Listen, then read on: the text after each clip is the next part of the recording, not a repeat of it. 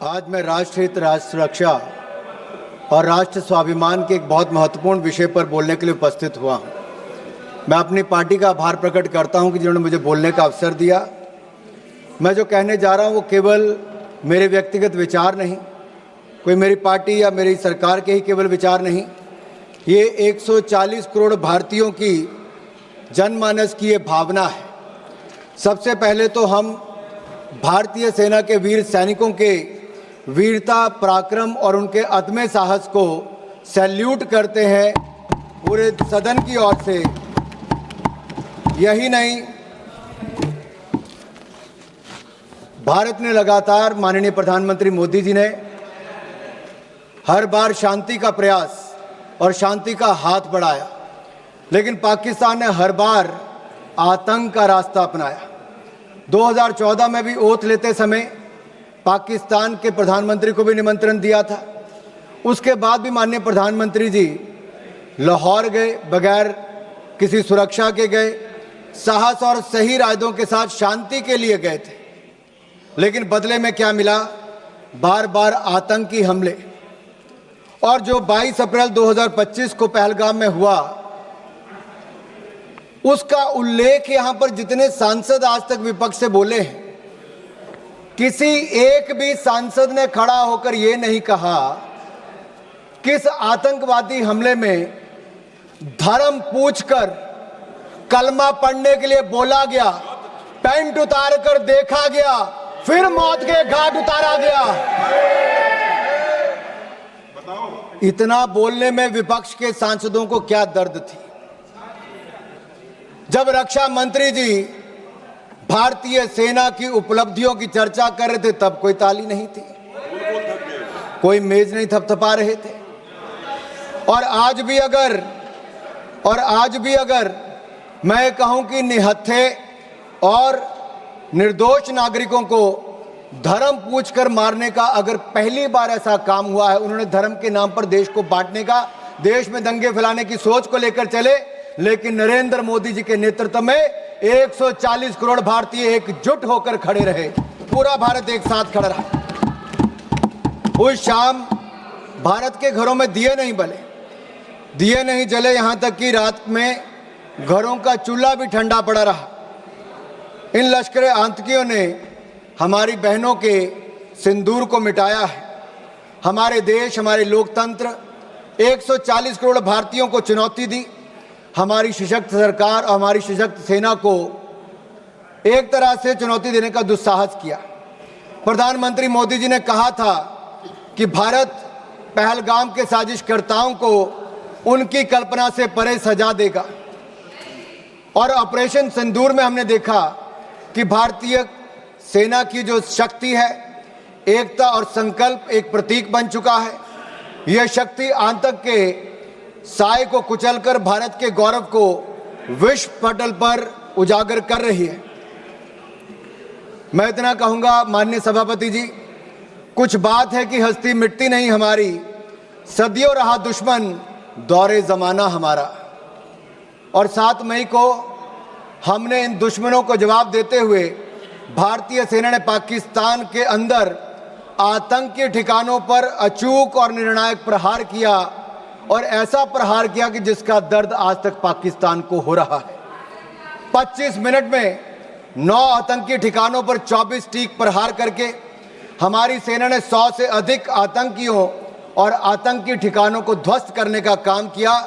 एक ही झटके में जमींदोज करने का काम किया। यह भारत की त्रिशक्ति जल, थल, नभ का एक संगम था। हमने विश्व को साफ शब्दों में बता दिया कि भारत के विरुद्ध अगर कोई आतंकवाद की किसी घटना को अंजाम देगा तो हमला भारत पर हमला माना जाएगा, भारत के खिलाफ युद्ध माना जाएगा, और भारत इसे अपने तरीके से निपटेगा। और इसका करारा जवाब भी देखा। जो आंख उठाकर देखेगा उसको ऐसी दर्द दी जाएगी कि उसकी आने वाली पीढ़ियों को भी दर्द महसूस होती रहेगी। ये भारत का आतंकवाद के विरुद्ध शंखनाद था। ये अब भारत, मैं स्पष्ट करना चाहता हूं, भारत डोजियर नहीं, डोज देगा। अब भारत सबूत नहीं, आतंकी आकाओं को ताबूत भेजेगा। ये नया भारत है और ये नए भारत का this the new normal of new India.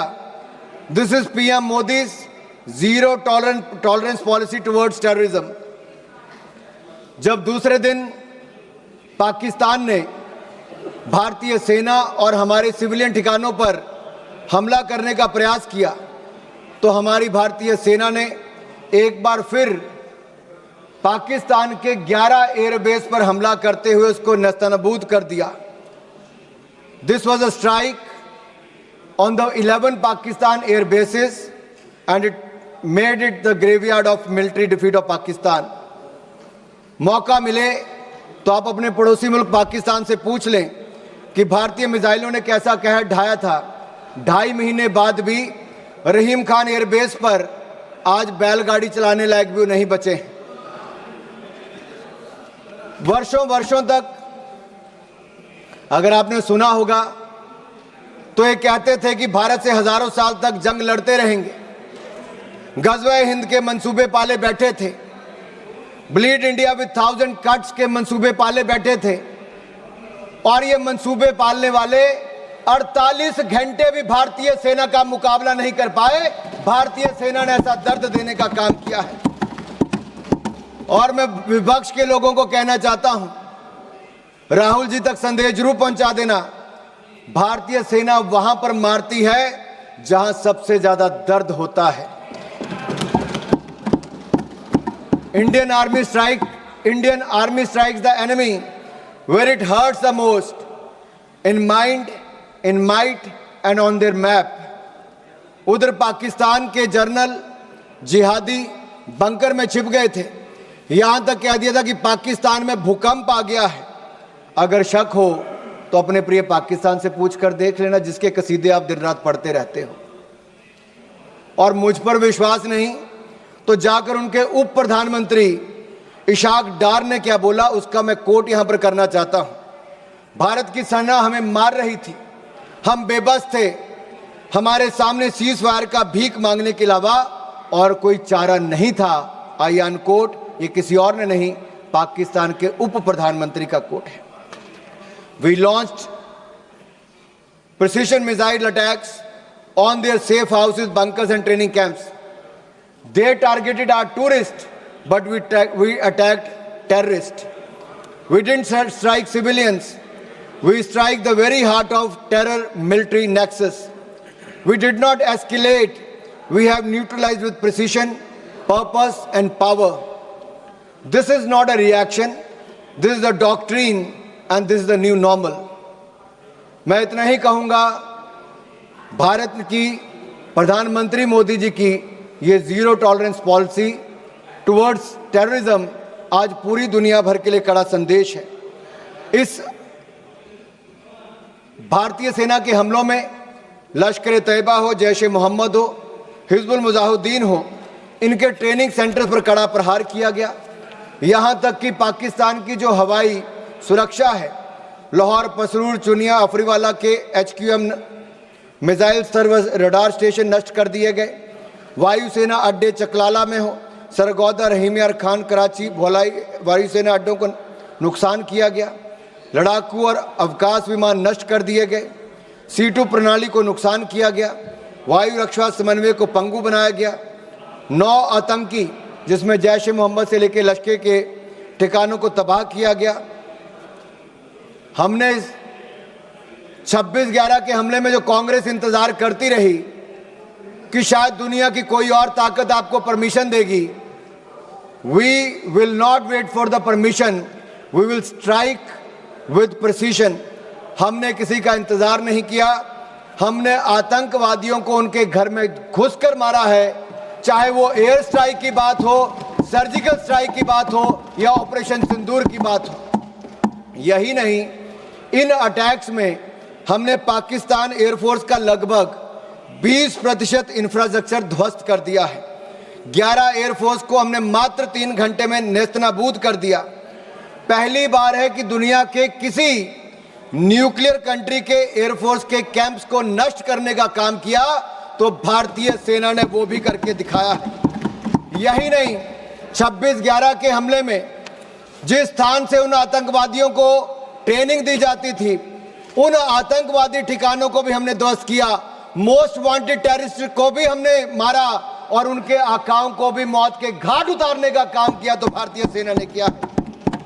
केवल आतंकियों को ही नहीं, पाक भोलारी एयरबेस में 50 से ज्यादा लोग मारे गए, जिसमें पाकिस्तान स्क्वाड्रन लीडर उस्मान यूसुफ को भी और 4 एयरमैन को भी मौत के घाट उतारने का काम भारतीय सेना ने किया। यही नहीं, आपने तो उदार दिल दिखाकर इंडस वाटर ट्रीटी कर ली थी, जो पाकिस्तान के 4 लाख एकड़ जमीन को सींचता है। भारत का 80% पानी वहां पर चला जाता है। 23 करोड़ पाकिस्तानियों को पानी के पीने की व्यवस्था वहां से मिलती है। लेकिन मोदी जी ने कहा कि water and blood can't flow together, terror and talk can't go together, और हमने इंडस वाटर ट्रीटी को सस्पेंड कर दिया है। जो आप इतने सालों तक नहीं कर पाए, वो नरेंद्र मोदी की सरकार ने, नरेंद्र मोदी जी ने करके दिखाया है। यही नहीं, ऑपरेशन सिंदूर में विश्व ने भारतीय सेना का शौर्य देखा और हथियारों की मारक क्षमता को भी देखा है। Made in India weapons have one battlefield validation and India has displayed its cutting edge defense technology to the world. हमारी मारक क्षमता और टेक्नोलॉजिकल सुपीरियरिटी ने पाकिस्तान और चीन सहित अन्य देशों को, आप में से कुछ विपक्ष के सांसदों ने कहा कि दूसरी तरफ चीन भी था, टर्की भी था, पाकिस्तान भी था। अरे ये स्पष्ट उदाहरण है आप सबके लिए, चाहे चीन था, टर्की था, पाकिस्तान था, अकेला भारत और भारतीय सेना तीनों पर भारी पड़ी है। यह दिखता है भारतीय मेक इन इंडिया प्रोडक्ट्स भी कैसे भारी पड़े हैं। और यही नहीं, मैं आज कहूंगा कि India's operation during operation Sindoor reflects 21st century evolution of aerial decoys and psychological dominance. This is just not warcraft, it is Minecraft. India has displayed a textbook case of aerial combat. इस कार्रवाई को सैन्य इतिहास में text book precision warfare कह रही है। Thailand air force university इसे सैन्य रणनीति की टेक्स्ट बुक में शामिल करने की बात कह रही है। दुनिया इसे text book counter terrorism doctrine के रूप में देख रही है। और एक ऑपरेशन सिंदूर से आज दुनिया भर में पता चल गया कि भारत की ताकत क्या है और जो आज के वॉरफेयर में भारत की नई टेक्नोलॉजी ने कैसे काम किया है। आप पूछ रहे थे पिछले 10 सालों में क्या हुआ। दीपेंद्र हुड्डा जी कह रहे थे कि भारतीय सेना के बजट को क्या हुआ डिफेंस के। माननीय निर्मला सीतारमण जी यहां पर है, रक्षा मंत्री जी हैं, पूर्व रक्षा मंत्री भी हैं, आज वित्त मंत्री हैं, राजनाथ जी हैं, रक्षा मंत्री हैं।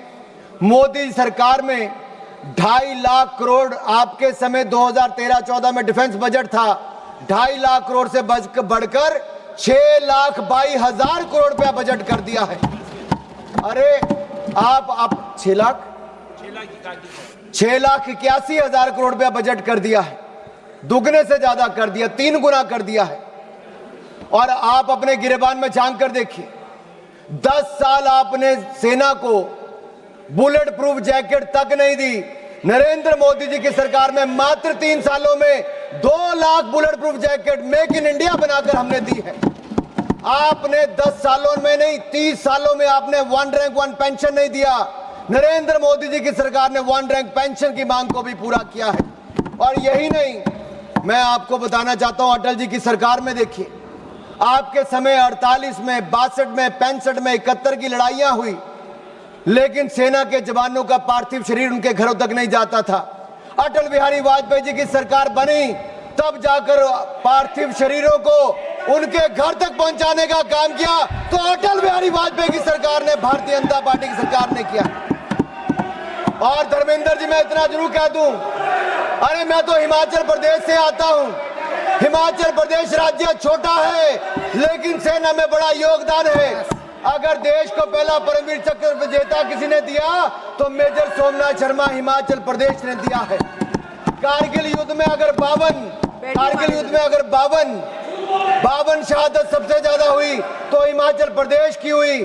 4 परमवीर चक्र विजेता हुए तो उसमें से 2 कैप्टन विक्रम बत्रा, राइफलमैन संजय कुमार भारत हिमाचल प्रदेश से हुए हैं। सर माननीय सभापति जी, मैं इतना कहना चाहता हूं, आज नरेंद्र मोदी जी की सरकार में हमने अपना एक्सपोर्ट 34 गुना बढ़ा दिया है। 686 करोड़ से बढ़कर लगभग 24,000 करोड़ हो गया। हमारी defence manufacturing, defence production 1 lakh crore एक साल की पार कर गई और 193 हमने नए कॉन्ट्रैक्ट 2,09,050 करोड़ के एक साल में करके दिखाए और 100 देशों को डिफेंस प्रोडक्ट भारत देने का काम करने जा रहे। यही नहीं, लेकिन आपको डर तो होगा ही, क्योंकि जब मैं आपके सवाल खड़ा कर रहा हूं तो आपके पास उसका कोई जवाब नहीं है। मैं आपसे इतना जरूर पूछना चाहता हूं कि आखिरकार जब सेना की और सैन्य क्षेत्र में हमारे उपलब्धि की बात आती है तो आपके होंठ सिल क्यों जाते, उनकी तारीफ करते हो। कितने युद्ध देश ने देखे, लेकिन इस लड़ाई में मैं कहना चाहता हूं, भारत ने ना एक सैनिक खोया है, ना एक सैनिक खोया, ना एक सैनिक शहीद हुआ, ना युद्ध हुआ, लेकिन फिर भी हमारी विजय हुई, शोर भी नहीं हुआ, सिंहनाद की गूंज उठी है। ये भारत ने करके दिखाया है। मोदी जी की नीति और सेना की रणनीति काम आई है। प्रधानमंत्री मोदी जी के बारे में ये कहूंगा, जब वो मुख्यमंत्री भी नहीं थे, उस समय हिमाचल के प्रभारी थे। कारगिल के युद्ध में वो उस समय भी सेना के जवानों का हाल पूछने कारगिल गए थे, और जब से वो प्रधानमंत्री बने हैं, हर दिवाली सेना के जवानों के साथ मनाने का काम प्रधानमंत्री मोदी ने किया है। सेना को सशक्त भी किया। और मैं एक बात कहूंगा, एक और भारत की सेना पाकिस्तान को कड़ा जवाब दे रही थी, लेकिन दूसरी ओर आप लोग क्या कर रहे थे? राहुल गांधी जी क्या कर रहे थे? सबूत मांग रहे थे और साथ ही साथ कवर फायर भी दे रहे थे। कवर फायर किसको दे रहे थे, ये आपको पूछना पड़ेगा। आपने कहा कि हमने सरेंडर कर दिया।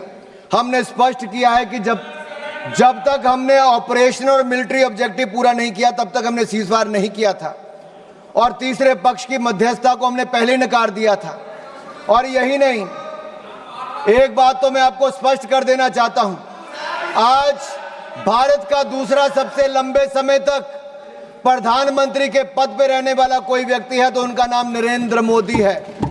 2001 से लेकर 2025 तक, मुख्यमंत्री से लेकर प्रधानमंत्री तक 25 साल में एक दिन की भी छुट्टी लिए बिना देश के लिए हर पल जीने का काम करने वाले नरेंद्र मोदी हैं।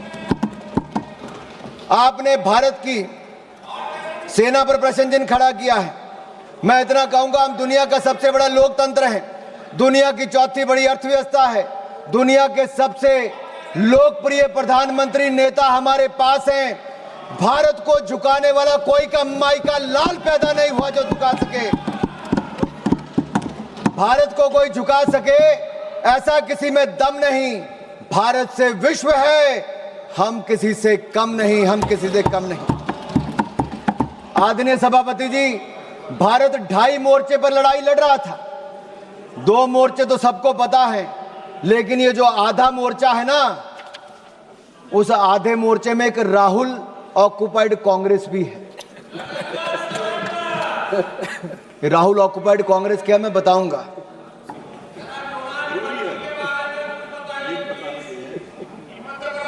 आप पिछले 2.5 महीनों में सोशल मीडिया में देखिए, बड़े संयोजित तरीके से राहुल ऑक्युपाइड कांग्रेस ने भारतीय सेना और भारत के प्रधानमंत्री के खिलाफ घृणा से भरे अपमानजनक कार्टून बनाए। इसी कांग्रेस पार्टी ने, राहुल ऑक्युपाइड कांग्रेस ने आर्मी चीफ को सड़क का गुंडा कहने का काम किया।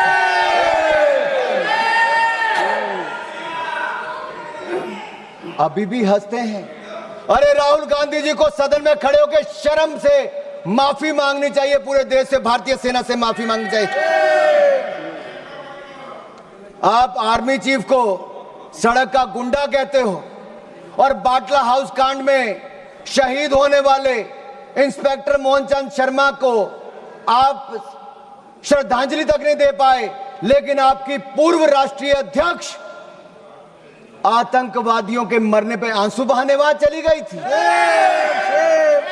यह कांग्रेस है जो भारतीय सेना के साथ नहीं, उसके खिलाफ हथियार उठाने वाले आतंकवादियों के लिए आंसू बहाती है। देश ने आपका असली चेहरा देखा है।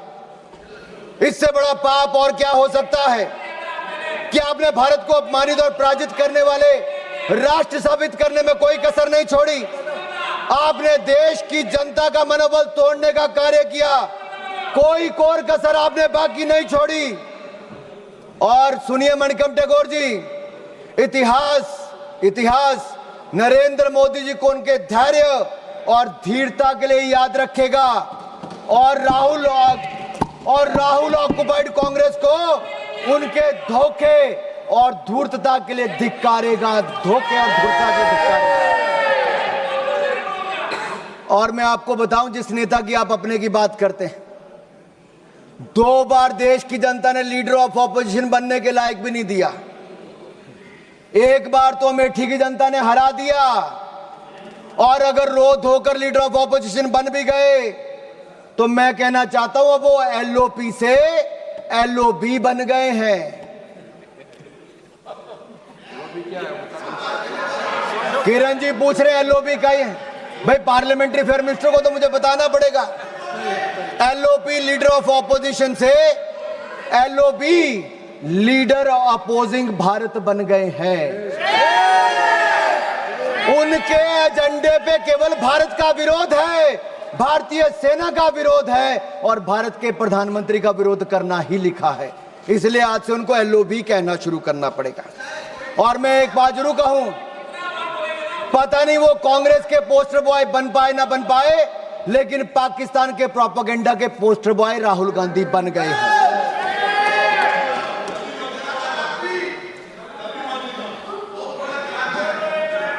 आपकी दुआ स्वीकार हो। अब माननीय सभापति जी, आज सदन ने ऑपरेशन सिंदूर पर चर्चा करनी थी, लेकिन कांग्रेस के नेताओं में होड़ लगी थी कि कौन पाकिस्तान का सबसे सगा, सबसे प्रिय उभर कर सामने आए। और एक पूर्व गृह मंत्री ने जो कल इंटरव्यू दिया, उस इंटरव्यू में साफ देखने को मिलता है, वो कहते अगर पाकिस्तान का हाथ इसमें नहीं दिखता है तो आप कैसे कहते हो कि पाकिस्तान से टेररिस्ट आए थे। ये लोग कभी हिंदू आतंकवाद कहते हैं, कभी पाकिस्तान को बचाने के लिए आते हैं। कांग्रेस पार्टी में पाकिस्तान के इतने बड़े बड़े एडवोकेट आज हैं कि पाकिस्तान अपनी पैरवी बाद में करता है, कांग्रेस के नेता उनकी पैरवी करने के लिए पहले खड़े हो जाते हैं। और मैं इतना जरूर कहूंगा, पाकिस्तान सेना और पाकिस्तान सरकार लश्कर राहुल के बयानों को अपने पक्ष में इस्तेमाल कर रही है। पाकिस्तान सेना और पाकिस्तान सरकार लश्कर राहुल के बयानों को अपने पक्ष में इस्तेमाल कर रही है। और यही नहीं, पाकिस्तान सेना के प्रोपेगेंडा वीडियो में कांग्रेस पार्टी के राष्ट्रीय अध्यक्ष, उनके बयान को लेकर पूरी दुनिया भर में दिखाया जा रहा है। मुझे पहले लगता था इनको दिक्कत मोदी जी से है, लेकिन अब मुझे पूर्ण विश्वास है इनकी दिक्कत मातृभूमि से भी है। और कहने को तो आईएनसी है, लेकिन आईएनसी अब इनके बयानों और इनके तरीकों से यही लगता है ये अब कहीं इस्लामाबाद नेशनल कांग्रेस बन गई है। क्योंकि पाकिस्तान द्वारा फैलाए गए झूठे नैरेटिव और आड़ के पीछे आप रुक रहे हैं। कांग्रेस आइडिया ऑफ डिप्लोमेसी यही रहा, माननीय सभापति जी। और मैं जो कह रहा हूं मैं उसको ऑथेंटिकेट करने के लिए तैयार हूं। कांग्रेस आइडिया ऑफ डिप्लोमेसी क्या था? इनका केवल डोजियर तैयार करने का था, डिनर खिलाने का था, डिसीजन करने का नहीं था। नहीं तो 26/11 के हमले के बाद ये लोग 26/11 हमले के बाद ये शायद कुछ कार्रवाई करते, उन्होंने कुछ नहीं किया। ये पाकिस्तान को उनकी भाषा में जवाब देते, लेकिन नहीं दिया। राहुल गांधी जी क्या करते रहे, मैं आपसे पूछना चाहता हूं। मैं पूछता हूं आपसे, पूरे ऑपरेशन सिंदूर में श्रीमान राहुल गांधी जी का सबसे ज्यादा रुचि ये जानने में थी कि भारत के कितने विमान मार गिराए। उनका एक बयान भी ऐसा नहीं है जहां उन्होंने जानने की कभी कोशिश की हो कि हमारी सेना ने, हमारी वायुसेना ने पाकिस्तान में कितनी तबाही मचाई है, पाकिस्तान के कितने आतंकवादियों को मार दिया है, पाकिस्तान के कितने आतंकवादी ठिकानों को तबाह किया है, उनके कितने डिफेंस सिस्टम को खत्म किया है, उनके कितने एयरबेस उड़ाए हैं, पाकिस्तान को कितनी हानि पहुंचाई है। इसमें राहुल जी का कोई इंटरेस्ट नहीं था, मात्र इंटरेस्ट था भारत के कितने विमान गिराए गए। आखिर ये जानकारी वो किससे साझा करना चाहते थे? जिनके हाथ रक्षा दलाली में रंगे रहे हों, अब किसके लिए दलाली करना चाहते हैं ये मुझे पता नहीं। और मैं तो इतना ही कहूंगा, जुबान पर पाकिस्तान, दिलों में साजिश पलती है। ऐसे लोगों की वजह से ही तो चिताएं जलती हैं। देश को लूटकर जो अपने महल बनाते हैं वो इतिहास में गद्दार कहलाते हैं, गद्दार कहलाते हैं। ऑपरेशन सिंदूर पे मैं कहूंगा हमारी सेना ने तो किया, वो दुनिया ने देखा, लेकिन उसके ठीक बाद प्रधानमंत्री मोदी जी आदमपुर एयरबेस पर गए और अपनी सेना का मनोबल बढ़ाने का काम भी किया। तो नरेंद्र मोदी जी ने किया। फेक प्रोपेगेंडा चलाया जा रहा था कि आदमपुर एयरबेस खत्म कर दिया। अगर खत्म हो गया तो प्रधानमंत्री कैसे उतरते? S-400 पीछे खड़ी दिखती थी, आपकी आंखों में, आपके चश्मे नहीं दिख रही होगी, दुनिया ने देखा है। यही नहीं, मैं आपको यह कहना चाहता हूं, न्यू रूल ऑफ एंगेजमेंट में हमने तय कर दिया है कोई भी आतंकवादी घटना को एन एक्ट ऑफ वॉर माना जाएगा। मैडम मैं 5-7 मिनट और लूंगा, मेरे जो टाइम मुझे पार्टी ने दिया वो 5-7 मिनट। किरण जी भी यहां पर हैं। और न्यूक्लियर ब्लैकमेल की जब बात चलती है, अटल बिहारी वाजपेयी जी ने भी स्पष्ट कर दिया था और नरेंद्र मोदी जी की सरकार ने तो कह ही दिया है, हमने एस्केलेशन भी नहीं की, हमने केवल आतंकवादी ठिकानों को प्रहार किया। लेकिन जब पाकिस्तान ने हमारे सेना या सिविलियन ठिकानों पर प्रहार करने का प्रयास किया तो हमने ऐसा जवाब दिया है कि कांग्रेस नहीं, पाकिस्तान सदा याद रखे, गलती से। मैं जहां तक सिंधु डैम की बात है, इंडस वाटर ट्रीटी को हमने सस्पेंड किया है। आपके कुछ नेताओं ने कहा, जो आपकी गठबंधन में सरकार में थे, उन्होंने कहा पानी दे देना चाहिए पाकिस्तान को। प्रधानमंत्री मोदी ने कहा सिंधु में पानी और खून, सिंधु नदी का पानी और खून एक साथ नहीं बह सकते। तुम हमारा खून बहाओगे, तुम्हें पानी नहीं पिलाएंगे। मैं इतना जरूर कहूंगा, पाकिस्तान चाहे जितना मर्जी सिर पटक ले, नाक रगड़ ले, सिंधु डैम के गेट नहीं खुलेंगे, नहीं खुलेंगे। आदरणीय सभापति जी, जो प्रतिनिधि मंडल माननीय प्रधानमंत्री मोदी जी ने दुनिया भर में भेजे, वो 7 प्रतिनिधि मंडल में एक मुझे भी जाने का अवसर मिला। सुप्रिया जी हमारा नेतृत्व कर रही थी। और मैं सदन में एक बात जरूर कहना चाहता हूं, ये जो प्रतिनिधि मंडल थे, ये किसी दल या किसी विचारधारा का प्रतिनिधित्व नहीं कर रहे थे, हम राष्ट्र का प्रतिनिधित्व कर रहे थे। हमारे मत अलग हो सकते हैं, हाँ, हम में मतांतर हो सकता है, मत भिन्नता हो सकती है, मन का भेद हो सकता है, लेकिन जब राष्ट्र का प्रश्न हो तब हम एक हैं, हम एक मत हैं, हम भारत के पक्ष में हैं, हम सबके लिए राष्ट्र सर्वोपरि है। और मैं कह सकता हूं कि 7 के 7 प्रतिनिधि मंडलों में किसी भी दल का कोई भी सांसद होगा, उसने दलगत राजनीति से ऊपर उठकर देश की बात की। आज पूरे सदन की ओर से मैं उनका धन्यवाद करता हूं, उनको नमन करता हूं। हम सिर्फ 5 मिनट में खत्म कर रहे हैं। एक मिनट में कर लीजिए। मेरा 2 पॉइंट इंपॉर्टेंट है, इसको लेना जरूरी है। सिर्फ 2 पॉइंट इंपॉर्टेंट, एक इसमें हमने हासिल क्या किया और दूसरा सरेंडर विषय है। मैं इतना कहूंगा, अंतर्राष्ट्रीय मंच पे हम किसी का साथ लेने नहीं गए थे।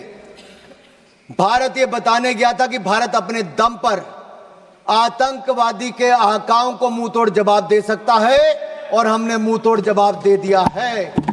हम फर्स्ट हैंड इंफॉर्मेशन देने गए थे, किसी का सहयोग मांगने नहीं गए थे। और 193 देशों में से 190 देशों ने एक साथ इन आतंकवादी हमलों की निंदा की है। ये नरेंद्र मोदी जी का दिखाता है। और यही नहीं, मुस्लिम देशों में भी पाकिस्तान को अलग थलग करने का काम किया, आतंकवाद के खिलाफ एक वैश्विक माहौल बनाया। और मैं कहना चाहता हूं कि जो रवैया कांग्रेस का रहा इस समय, वो सबसे अधिक निराशाजनक, अपमानजनक और आपत्तिजनक था। सेना और सरकार पर हमला करने में कांग्रेस कहीं पीछे नहीं रही, लेकिन भारत में जहां नरेंद्र मोदी जी की सरकार में हम लगातार आगे बढ़े, एक फेक नैरेटिव कांग्रेस के नेता द्वारा चलाया जा रहा है कि सरेंडर सरेंडर। माननीय सभापति जी, अगर पिछले 78 साल का हिसाब लिया जाए तो कांग्रेस ने कितने ब्लंडर और सरेंडर किए, ये आज देश को मैं बताना चाहता हूं और इन 2 मिनटों में बताऊंगा। 1948 में कश्मीर जैसे आंतरिक विषय को संयुक्त राष्ट्र में ले जाकर सरेंडर किसने किया? कांग्रेस ने। 1950 से 60 के दशक में एक्साई चीन को बंजर जमीन कहकर चीन की झोली में डालने का ब्लंडर किसने किया? कांग्रेस ने। 1954 में तिब्बत के अधिकार को छोड़कर चीन को कब्जा करने का स्वीकार किसने किया? कांग्रेस ने। 1958 में नून नेहरू समझौते के तहत बेरूबारी को पूर्व पाकिस्तान में स्थानांतरित करने को सरेंडर किसने किया? कांग्रेस ने। 1960 में पंजाब के सरजा माजरा, रख हरदीप सिंह पठान के, सुलेमान के, चक लोधी को पाकिस्तान को सौंपकर सरेंडर किसने किया? कांग्रेस ने। 1960 में सिंधु जल संधि के तहत पाकिस्तान को $174 मिलियन, आज के 14,000 करोड़ के बराबर, ये सरेंडर किसने किया? कांग्रेस ने। माननीय सदस्य प्लीज। 1963 में पाकिस्तान ने पीओके में 5,180 वर्ग किलोमीटर क्षेत्र चीन को सौंपने का काम किसने किया और चुप रहा? कांग्रेस ने। 1974 में इंदिरा गांधी ने एक समझौते के तहत कच्चा थीवू द्वीप श्रीलंका को सौंप दिया, सरेंडर किसने किया? कांग्रेस ने। संयुक्त राष्ट्र की सिक्योरिटी काउंसिल की सीट चीन को सरेंडर किसने की? कांग्रेस ने। भारत के हितों को किसने बेचा? 62 के युद्ध में अमेरिका से एयरफोर्स सपोर्ट की मांग कर सरेंडर किसने किया? कांग्रेस ने। 1965 में पाकिस्तान से जंग जीतकर 68 में 828 स्क्वायर वर्ग किलोमीटर पाकिस्तान को किसने सरेंडर किया? कांग्रेस ने। 1970 की जंग में पाकिस्तान के 93,000 सैनिक भारत के 56 सैनिक लिए बिना माननीय வணக்கத்தை தெரிவித்துக் கொள்கின்றேன். பகல்காம் தாக்குதலுக்கு எதிராக தேசமே ஒன்றுபட்டு நிற்கிறது. வீழ்ந்த ஒவ்வொரு माननीय सभापति जी, ஏற்படுத்திய कांग्रेस का सरेंडर अभी पूरा नहीं हुआ भाई। कांग्रेस ने बहुत सरेंडर किया है, कांग्रेस ने बहुत सरेंडर किया, ब्लंडर भी बहुत किए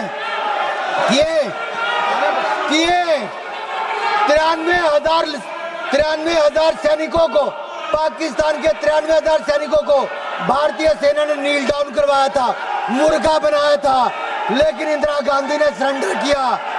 अपने 54 भारतीय सैनिकों को लिए बिना पाकिस्तान के आगे सरेंडर किसने किया? कांग्रेस ने।